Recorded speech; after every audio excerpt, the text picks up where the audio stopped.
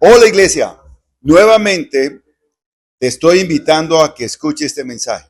Es un mensaje que va a bendecir tu vida y si lo reproduces con tus amigos, bendecirá la vida de ellos. Dios te bendiga. Chao, pescado. Todos. Esta es la palabra de Dios, palabra de vida, que hoy va a instruir mi vida. En el nombre de Jesús, amén y amén. Listo, Hechos 19:11. Hoy vamos a empezar con versículo 8, Hechos 19:11. Cuando lo encuentren me regalan un amén.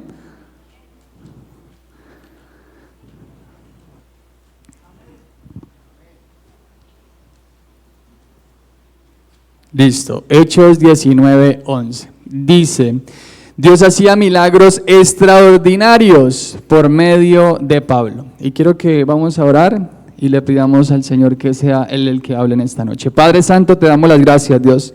Gracias porque tu palabra es la verdad y porque hoy venimos, Señor Jesús, con un corazón dispuestos a ser llenados por ti. Y para que seas tú el instrumento, Dios, para que seas tú el que me utilices y yo simplemente, Señor Jesús, esa persona que quieres dejarse utilizar por ti. En el nombre de Jesús, amén y amén. Ok, ¿se acuerdan quién era Saulo de Tarso? ¿Se acuerdan? Algunos dirán, ¿quién es Saulo de Tarso? Ese nombre no me suena. Y Saulo de Tarso fue un hombre, y era un hombre que perseguía a la iglesia, era un perseguidor de su iglesia. Entonces, obviamente, su propósito era meter a la gente que creía en Dios a la cárcel. Y es más, él participó en un hecho histórico, él estaba allí cuando apedrearon a Esteban. Entonces, Saulo empieza su vida siendo ese hombre el cual era el perseguidor de los cristianos. Ahora, como podemos decir, mejor dicho, en ese momento Saulo era una porquería. Ese era un fariseo. Entonces, porque así mismo dice la palabra de Dios, no lo dice, escribe como porquería, ¿no? Pero dice que es un fariseo. ¿Y qué pasó con Saulo? Saulo pasa de ser el perseguidor y en una de esas encomiendas que supuestamente tenía de ir a meter a los cristianos o de ir a encarcelar a los cristianos, se va para Damasco. ¿Se acuerdan esa historia? Y en esa caminar, pues obviamente tiene una visión. Y ahí obviamente lo escriben en la palabra de Dios, que es como un destello, y en ese momento queda él enceguecido. Y allí empieza la conversión de Saulo. Ahorita vamos a abrir quién se convierte Saulo. Saulo pasa en ese momento de ser el perseguidor a ser perseguido. Y en ese momento que se encuentra esa visión, pues obviamente es el Señor el que propicia ese momento para decirle: hey, Saulo, soy yo. El que tú estás persiguiendo, ese soy yo.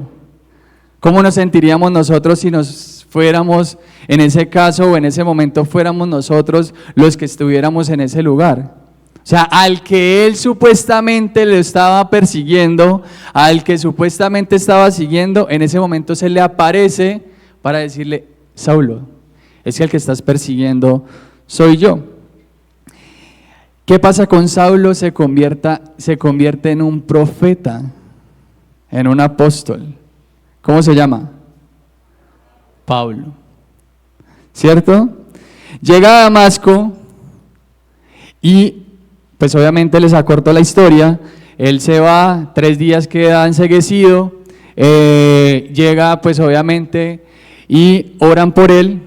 Y se les caen una especie de escamas, dice la palabra de Dios, y él empieza a recobrar su visión.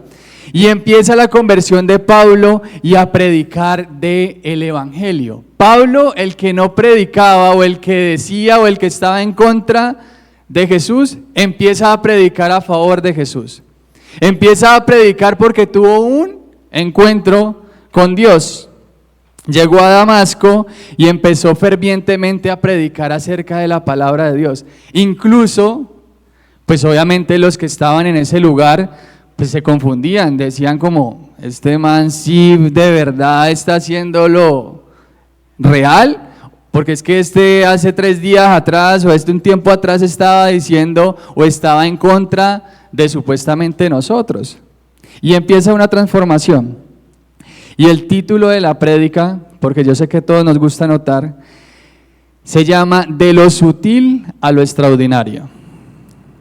Y hoy vamos a revisar cómo muchos de nosotros queremos ver algo extraordinario en nuestras vidas, pero no vemos lo sutil que es Dios en nuestras vidas. Queremos ver lo extraordinario, queremos ver cosas grandes en nuestra vida, pero no estamos viendo y no nos estamos fijando en las sutilezas que hace Dios o en lo sutil que es Dios. Para hacer y para nosotros confesar en un Dios no necesitamos que Él haga algo extraordinario. Él algo extraordinario ya lo hizo hace más de 2000 años. ¿Qué estás esperando en tu vida para tú confesar que eres hijo de Dios o que vienes de parte de Dios? ¿Un milagro en tu vida? Algo extraordinario ya lo hizo Jesús y fue entregar su vida por cada uno de nosotros. Lo extraordinario no es ver las promesas cumplidas en nuestra vida. Porque es que nosotros pensamos que lo extraordinario es cuando las promesas se cumplen en mi vida. Eso no es lo extraordinario. Lo extraordinario es que nosotros sepamos que Dios se está moviendo en mi vida. Eso es lo extraordinario. Lo extraordinario es saber que nosotros podemos salir de este momento, de este lugar, y del lado de nosotros va a ir nuestro Dios. Eso es lo extraordinario. Que nosotros vamos a tener que tomar una decisión mañana y ahí va a estar Dios. Eso es lo extraordinario. Las promesas vienen como consecuencia de nosotros entender lo sutil que es Dios en nuestras vidas. Cuando pensaba en esta palabra, o estaba preparando esta palabra, recordaba hace unos días, estábamos con la persona que nos ayuda en la finca, y él nos puso a escoger el maíz, y él nos dijo, no, es que tengo que resembrar. Y él nos dio unas especificaciones, entonces que la semilla que teníamos que escoger era la que estaba en el centro, la más grande, la mazorca que estuviera más bonita, bueno, es un poco de cosas ahí, y nosotros pues obviamente, listo, sí, bueno, listo, las escogíamos y las desgranábamos, y eso. ¿Y por qué me quiero detener en y por qué pongo este ejemplo? La semilla es importante. Lo repito, la semilla es importante. Nosotros estamos esperando un fruto extraordinario. Nosotros estamos esperando ver promesas en nuestras vidas cumplidas, extraordinarias. Ver cumplidas las promesas en otras personas, extraordinarias. Pero ¿qué semilla hemos regado o hemos esparcido nosotros? ¿Hemos escogido la semilla o simplemente estamos esparciendo a ver qué sale? A ver qué fruto sale. Muchos decimos, yo puse, y esta palabra muchos de nosotros creo que hemos caído. No, es que yo le compartí a esa persona, yo sembré la semilla en esa persona. Algún momento dará el fruto. Muchos decimos así. Yo no sé si usted lo ha dicho, yo lo he dicho. ¿Qué clase de semilla esparcimos en esa persona? ¿Qué clase de semilla fue la que yo seleccioné para esa persona? ¿Yo puedo tener la certeza que fue una semilla que va a dar un fruto extraordinario?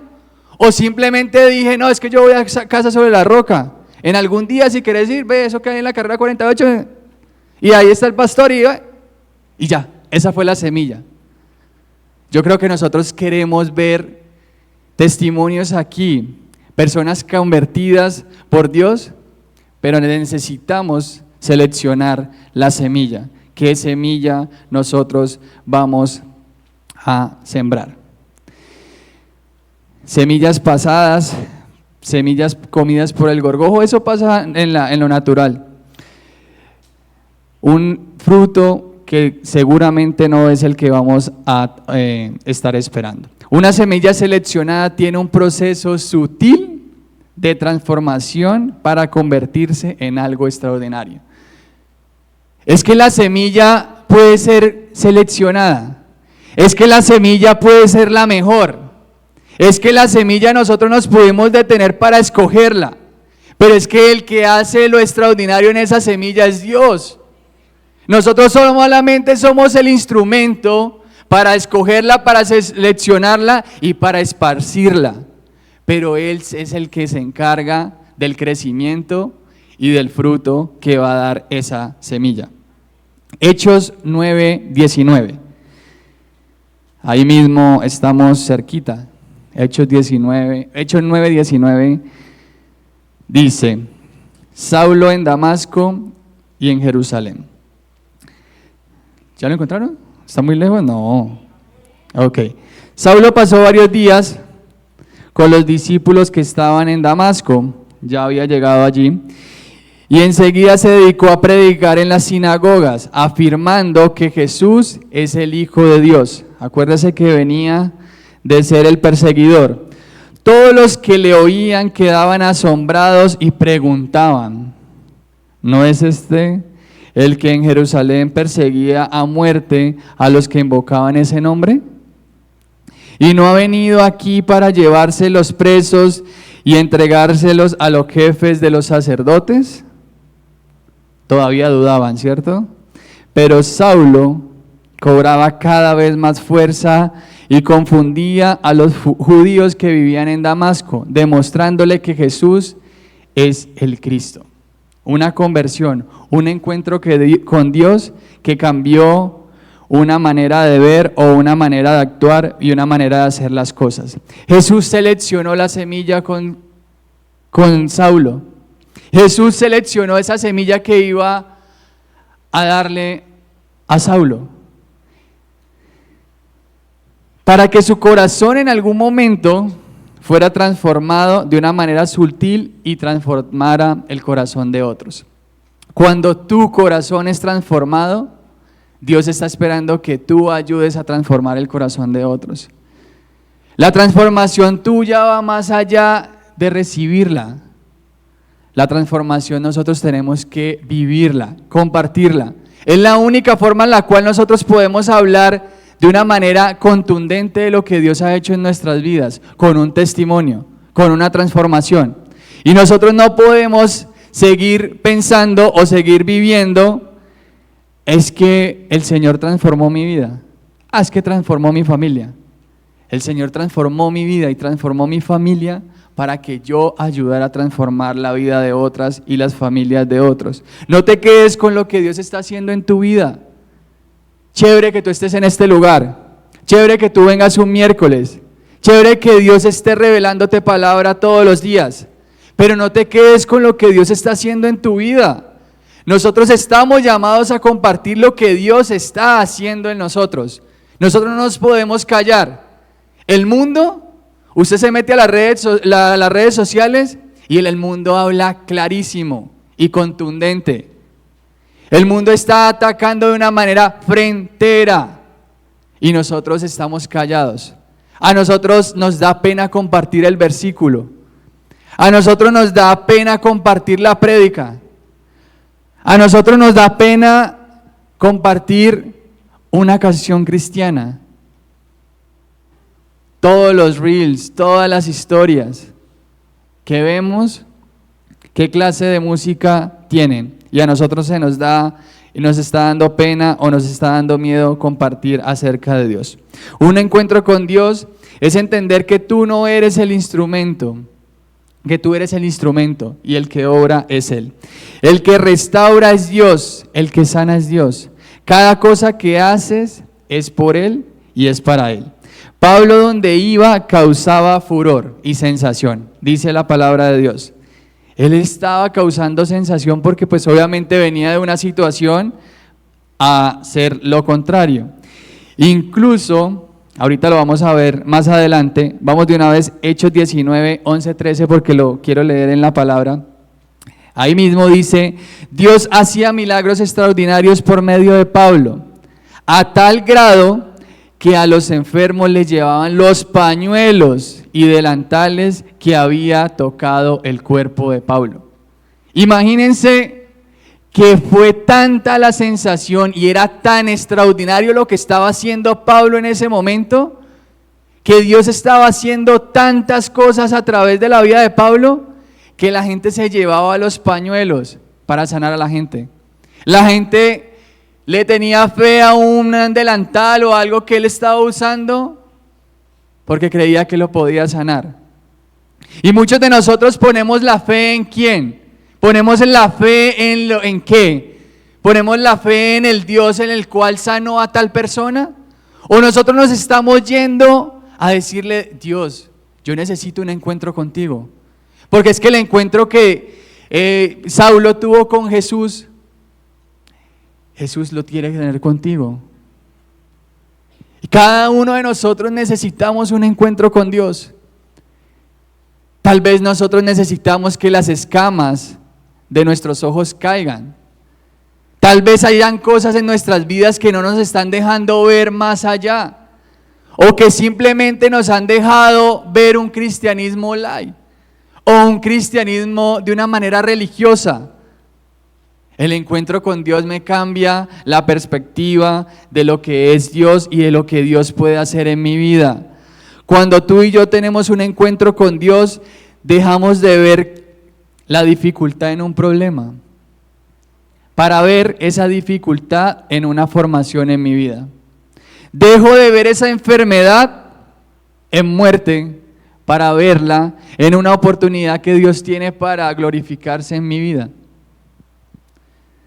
Veo ese hijo difícil, paso de ver ese hijo difícil en una oportunidad donde Dios puede sembrar la semilla. Y es que el encuentro de Dios cambia la manera de ver las cosas. Y es que el encuentro con Dios da vida y da formación a mi vida. Cuando yo encuentro a Dios, el Señor me llena de palabra y me llena de fe para yo seguir avanzando en cada una de sus cosas. ¿Qué nos permite ser extraordinarios? Y el primer punto dice, conocer a Dios. Y vamos a Hechos 19:15. ¿Qué nos permite ser extraordinarios? Conocer a Dios. Hechos 19:15.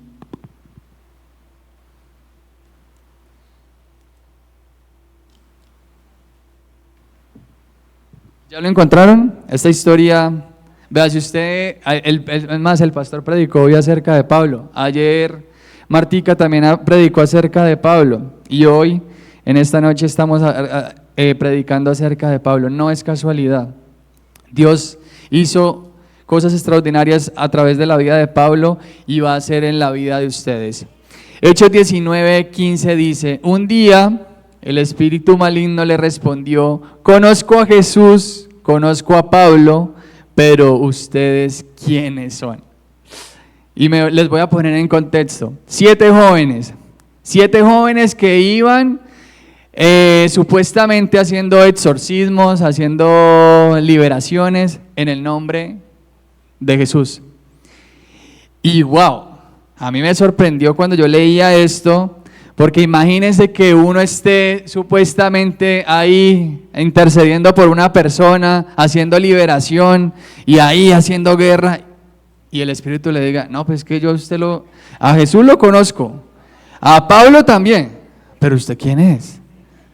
¿Usted quién es? No, es que yo voy los domingos a la iglesia.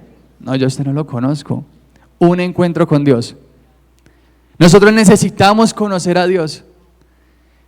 Nosotros necesitamos un encuentro con Dios. El enemigo tiene que saber que yo conozco a Dios y que yo voy de parte de Él. Es que el encuentro con Dios a mí me da autoridad. Nosotros muchas veces hemos escuchado, ay no, vení, ora que es que el Señor sí te escucha a vos. ¿Sí te escucha a vos? No. Tal vez te has dejado llenar de mentiras, tal vez de las personas o del enemigo, y te está diciendo en este momento, yo no te conozco a ti. Un encuentro con Jesús nos da autoridad. A Jesús lo conozco y sé quién es. A Pablo lo conozco, pero ustedes no sé quiénes son. Solo el que ha tenido un encuentro con Dios podemos hablar de parte de Él. Solo el que ha tenido un encuentro con Dios puede hablar de parte de Dios. Miren, ustedes no se pongan y no nos pongamos a jugar. No nos pongamos a jugar en nombre de Dios, porque simplemente nos puede pasar como a esos 7 jóvenes, donde el enemigo nos diga, ¿y usted quién es? ¿Y usted quién es? ¿Usted a nombre de quién está?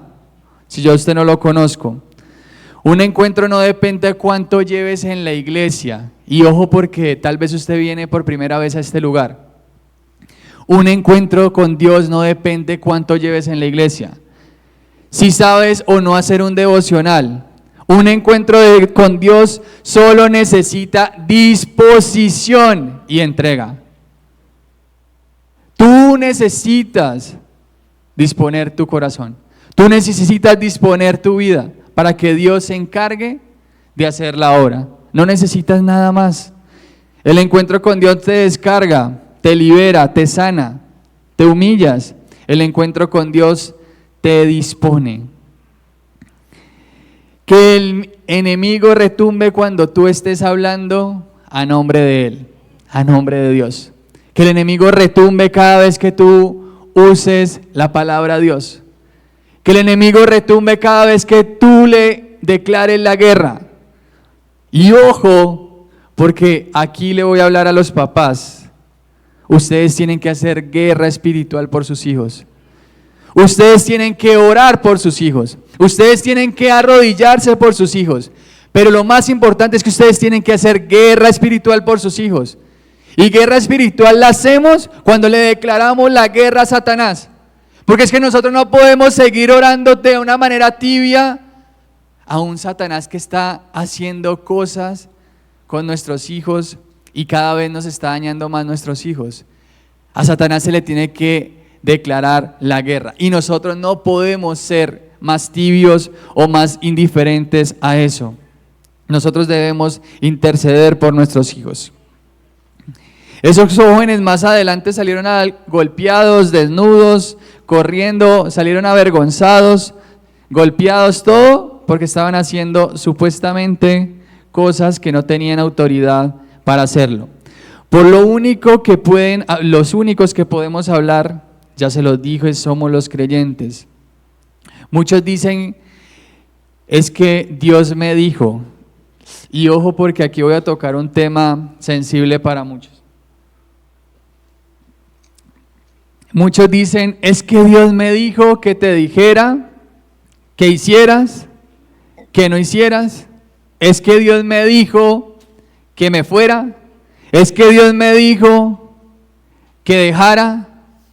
Ojo, ojo porque solamente nosotros podemos decir eso cuando tenemos un encuentro con Dios. Y ojo porque nosotros si estamos convencidos que Dios fue el que nos lo dijo, compártelo. Si tú no estás convencido que fue Dios el que te lo dijo, no lo compartas, porque vas a dañar el corazón de las demás personas. Vas a tomar decisiones equivocadas. Si usted está dudando en este momento si es Dios el que te lo dijo o no, haga una pausa y busque ayuda. Busque un consejo. Busque a un consejero, pastor, o necesito una ayuda. Mira, es que tengo este sentimiento, esta emoción, quiero hacer esto, quiero lo otro, tengo este pensamiento. Busque ayuda, pero no tome decisiones basadas en emociones que van a causar resentimiento y dolor más adelante. Que no te vaya a pasar como esos jóvenes y sea quien Dios te diga, es que yo no sé quién eres tú. Ahí se lo estaba diciendo el enemigo. Y ahí se lo estaba diciendo Satanás. Pero me ponía a pensar, ¿y si a nosotros Dios nos dice eso? ¿Qué tal que fuera Dios el que le esté diciendo a nosotros, ve, yo no te conozco?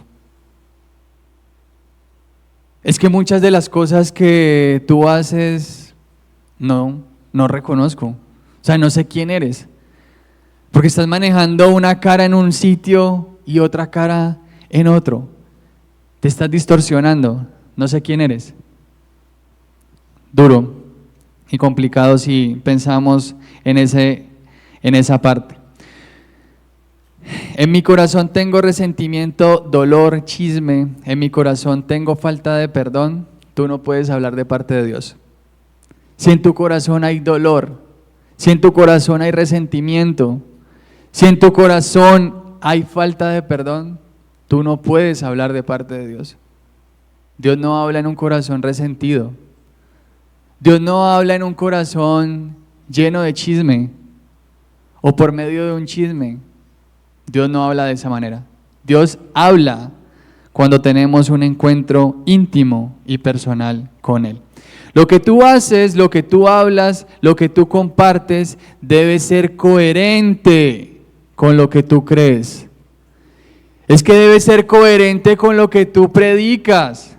Es que tú debes ser coherente con lo que tú sales de aquí y dices que eres.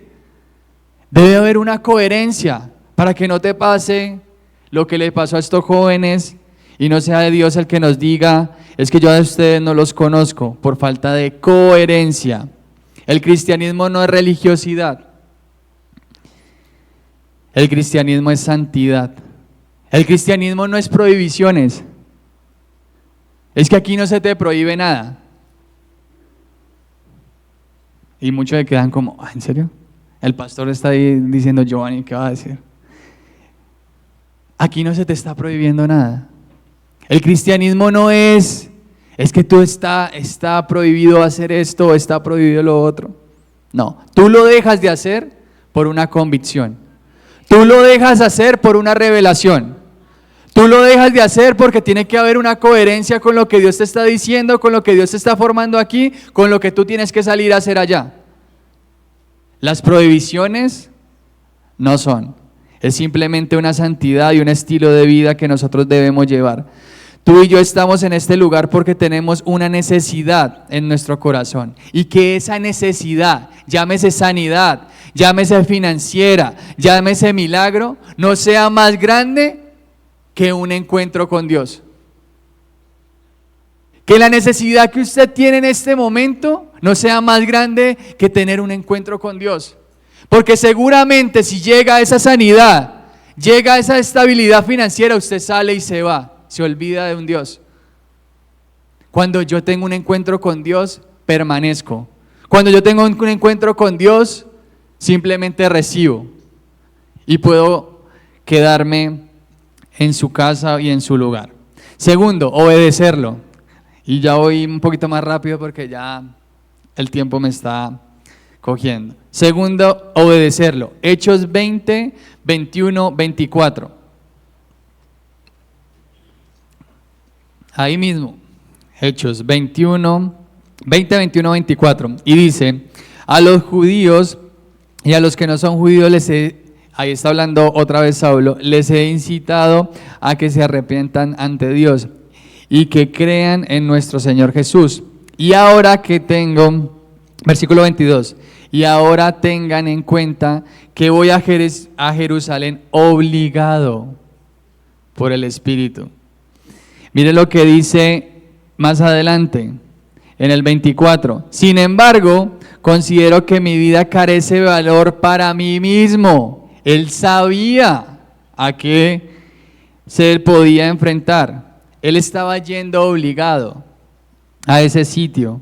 Él estaba yendo obligado allá porque sabía que en el versículo 24 dice...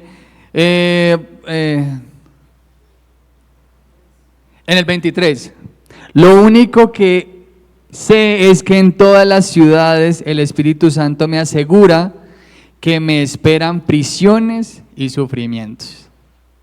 ¿Quién iría? No fuimos hoy a la de 42K, porque ya habíamos que íbamos a sufrir ahí al kilómetro 10. Yo creo que ninguno de nosotros iría, sabiendo que nos espera algo malo. Si a uno le advierte o si a uno le dice, no, es que allá le va a pasar algo malo, yo creo que ninguno va. Y allí es donde nosotros tenemos que ver la obediencia que tenía Saulo o que tenía Pablo en ese momento. Por encima de lo que él quería estaba la voluntad de Dios. Por encima de lo que nosotros queremos debe estar la voluntad de Dios. Y tal vez a ti te cueste... Y tal vez a ti sea difícil obedecerlo en este momento. Tal vez sea difícil abandonar lo que Dios te está pidiendo que tú abandones.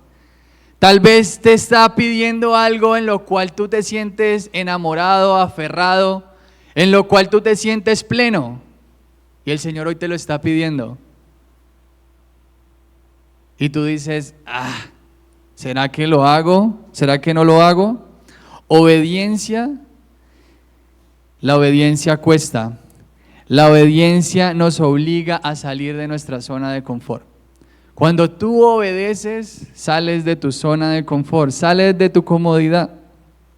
El obedecer a Dios, y me encanta esta parte, le da sentido a mi vida, porque lo dice el 24. Sin embargo, considero que mi vida carece de valor para mí mismo. Ahí Pablo le estaba diciendo, si yo sigo haciendo las cosas para mí, mi vida va a carecer de valor. Yo no quiero que mi vida carezca de valor. Yo no quiero que mi vida siga sin sentido. Aún sabiendo que allá me va a pasar algo malo, voy a hacerte caso, Dios. Voy a seguirte y voy a tomar la decisión de ir. No muchos iríamos. Realmente podemos decir que estamos escuchando la voz de Dios cuando lo obedecemos en todo. A Dios no se le obedece de manera parcial. No le obedezca a Dios de manera parcial. Una obediencia de manera parcial no es obediencia. A Dios se le obedece de una manera total, inmediata y alegre. Pablo pasó de ser ese perseguidor de los cristianos para someterse y obedecer la autoridad de Dios. Y allí quiero detenerme en un punto. La obediencia trae autoridad. En el mismo punto, la obediencia trae autoridad. Si tú te obedeces, si tú le obedeces a Dios, seguramente Dios te va a poner y Dios te va a dar autoridad. Si tú no le obedeces a Él, créeme que no vas a poder ser autoridad. Tú no puedes ser autoridad cuando eres o cuando no eres obediente con tu jefe. Tú no puedes ser obediente y tú no puedes tener autoridad cuando eres desobediente en tu familia, con tus papás, con tu esposo, con tu esposa. Tú no puedes seguir teniendo o tú no puedes tener autoridad cuando no obedeces la cabeza. Nosotros necesitamos recibir la autoridad que viene de obedecer. Para ser usado por Dios es necesario obedecerlo y recibir su autoridad. Tercer punto, y estamos acabando, ser humilde. 3 puntos, el tercer punto para ser extraordinario, ser humilde. Y vamos a Salmo 138, 6.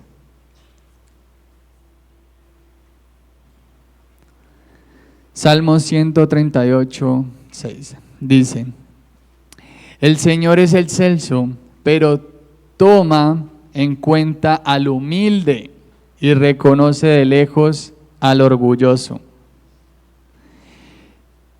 Y me encanta porque dice, toma en cuenta al humilde, pero reconoce de lejos al orgulloso.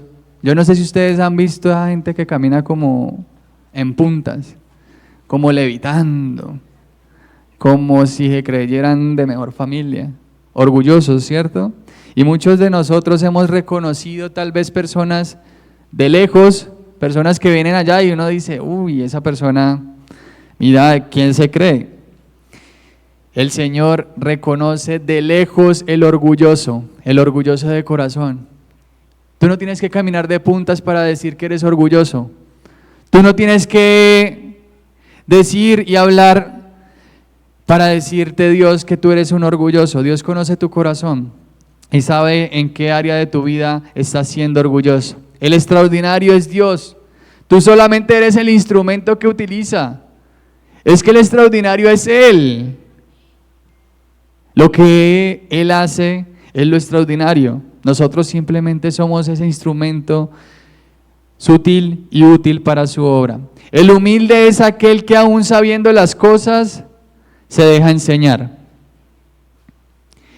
El humilde es aquel que es aquel que teniendo recibe y da gracias. El humilde es aquel que siendo el que manda reconoce que por encima de él hay alguien más. El humilde es que aún pudiéndolo hacer todo, se deja ayudar. Y aquí caemos muchos, o caigo yo. Porque muchos pensamos que podemos hacer las cosas. O muchas veces hemos dicho, es que como yo lo hago, nadie lo hace. Orgullosos. Es que si yo no estoy ahí, si yo no estoy supervisando, no se van a hacer las cosas bien. Orgulloso. Porque las cosas no salen bien porque tú estés allí. Las cosas salen bien porque está Dios detrás de lo que estás haciendo. El humilde es aquel que teniendo todo, ora para que nunca le falte nada. Es que yo no oro para que Dios me dé. Es que yo no oro para cuando yo tengo una necesidad. Yo oro para agradecerle a Dios por lo que Él me ha dado. Y ahí es donde yo tengo un corazón sencillo y útil para Él. El humilde reconoce que cuando Dios lo está usando, la gloria debe ser para Él. Ahorita se lo decía y se los comparto. Yo no me quiero llevar el abrazo de nadie. Yo no me quiero llevar el aplauso de nadie. Yo me quiero llevar el reconocimiento esta noche de Dios. Que lo que yo haya dicho en este lugar haya sido de agrado y de motivo de alegría para Él. El humilde recibe exaltación de parte de Dios. El orgulloso lo exaltan los amigos. El humilde recibe exaltación de parte de Dios. El orgulloso recibe de parte de sus amigos. Ya tú decides quién quieres que te exalte. Ya tú decides quién quieres que te abrace. El orgulloso dice la palabra de Dios. El orgulloso dice la palabra de Dios lo reconoce de lejos. Eso lo dice la palabra de Dios al orgulloso. Y la última, la identidad. Cuarta, identidad. Isaías 43. Este es Isaías 43, 1.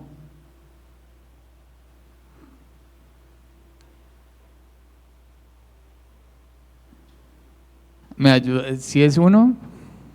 Así. 43, 1. Pero ahora, así dice el Señor, el que te creó, Jacob, ponga su nombre, Giovanni, Estefanía, el que te formó, Israel, casa sobre la roca, Cali, no temas porque yo te he redimido, te he llamado por tu nombre, tú eres mío. Esto es identidad. Esto es identidad, que nosotros sepamos que nosotros somos hijos de Dios. Es que el Señor ya te rescató, es que el Señor te creó, es que el Señor te formó, es que el Señor te escogió, es que el Señor se tomó el tiempo para poner en tu corazón una semilla. Es que el Señor te está diciendo que eres de Él. Esta palabra es para ti, esta palabra no es para mí o solamente para ciertas personas, esta palabra es para ti, tú debes creerla.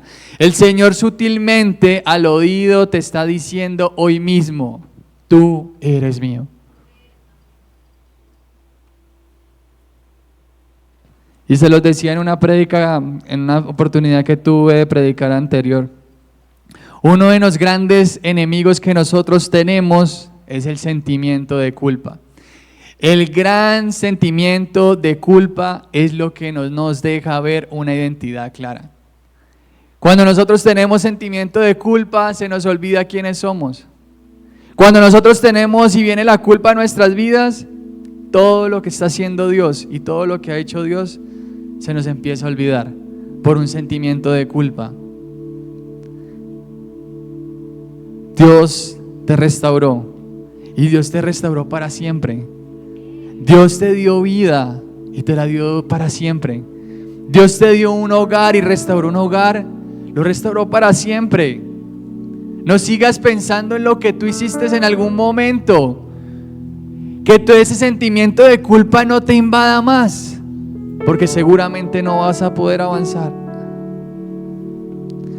Hoy Dios te recuerda las cosas viejas pasaron, quedaron atrás. Hoy estoy haciendo algo nuevo.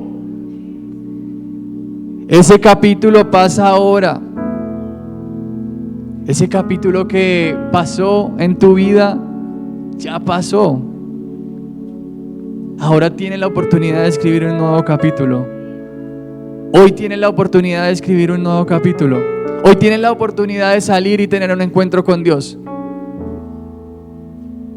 No sufras más por lo que pasó, por lo que te dijeron. No sufras más y no sigas sufriendo más por los que tus papás en algún momento te dijeron. Es que tú no sirves para nada. Es que tú no eres bueno. Es que no ves a tus primos. Es que no ves a tu hermano. Y fueron palabras que nos hirieron a nosotros. Fueron palabras que generaron en nosotros dolor. Deja de pensar en ese negocio que no salió, en esa situación que tal vez te llevó a la ruina, a la escasez. Deja de pensar en eso, porque hoy tiene Dios una oportunidad y hoy Dios quiere hacer algo nuevo. Y hoy Dios quiere y está empezando a hacer algo nuevo en ti. Deja el resentimiento. Cada vez que ves a esa persona te acuerdas con rabia de lo que te dijo o lo que te hizo. Es el momento de escuchar el susurro de Dios diciéndonos: tú eres mío. Deja de sentirte un fracasado, porque ese negocio no salió, porque no tienes el empleo con los 10 ceros que tú quisieras que tener. Deja de sentirte un fracasado porque no te recibieron en una universidad, porque te despidieron, porque te estás sintiendo un fracasado, porque el estatus o porque la gente te dice que tenemos que tener un estatus. La identidad no es saber qué dice o quién dice que somos. La identidad es saber qué dice Dios que nosotros somos. La identidad no te la va a dar un empleo, la identidad no te la va a dar una persona, la identidad incluso no te la va a dar un papá o una mamá. La identidad te la da Dios. La identidad te da saber quién es Dios en tu vida. Eso es el que te da realmente identidad. El enemigo siempre te va a estar diciendo cosas que van a ir en contra de tu identidad. Ese matrimonio va a fracasar. Es que esos hijos son los peores. Tú tienes que decir: no, es que eso no es así. Ellos están en un proceso. Ellos son hijos de Dios. Viene el diagnóstico de enfermedad y puede ser una realidad, y es una realidad. Y la medicina te está diciendo: ya no puedes hacer nada, ahí ya no hay nada que hacer. Allí es cuando nosotros y el Dios Todopoderoso intervienen. Y ese es donde Dios quiere intervenir. Y ahí es donde nuestra identidad tiene que salir a flor. Y ahí es donde nosotros tenemos que aferrarnos a lo que Dios nos ha prometido y a lo que Dios nos ha dicho. Ayer lo veíamos con unos testimonios de los pastores y de otros invitados que tuvimos. No dejes que tu identidad sea permeada por lo que el enemigo te está diciendo o por lo que el mundo te está diciendo. Hombre o mujer con identidad pueden ver un diagnóstico que es el peor, pero le siguen creyendo a un Dios que hace milagros. Mi identidad hace vivir los beneficios que yo he recibido como hijo de Dios. Mi identidad me hace vivir los beneficios que yo tengo por ser hijo de Dios. Y yo quiero cerrar con un versículo, Juan 1:12. Todos lo conocemos. Mas a cuantos lo recibieron, a los que creen en su nombre, les dio derecho de ser hijos de Dios. Identidad, su amor te da valor. Isaías 43:4. Porque eres precioso a mis ojos y digno de honra. Yo te amo. A cambio de ti entregaré pueblos. A cambio de tu vida entregaré naciones. Identidad, te ama por lo que eres. Primera de Samuel 16:7. No te dejes impresionar por la apariencia, ni por su estatura, pues yo lo he rechazado. La gente se fija en las apariencias, pero yo me fijo en el corazón. Identidad te pone en un lugar de honra. Primera de Corintios 1, 27, 29. Pero Dios escogió lo tonto del mundo para avergonzar a los sabios, y escogió lo débil del mundo para avergonzar los poderosos. También escogió Dios lo más bajo y lo despreciado y lo que no es nada. El valor extra lo pone Dios. Hola iglesia, qué bueno que hayan estado aquí, que se hayan conectado. Si esta prédica les gustó, chévere que la compartan. Dios los bendiga. Chao.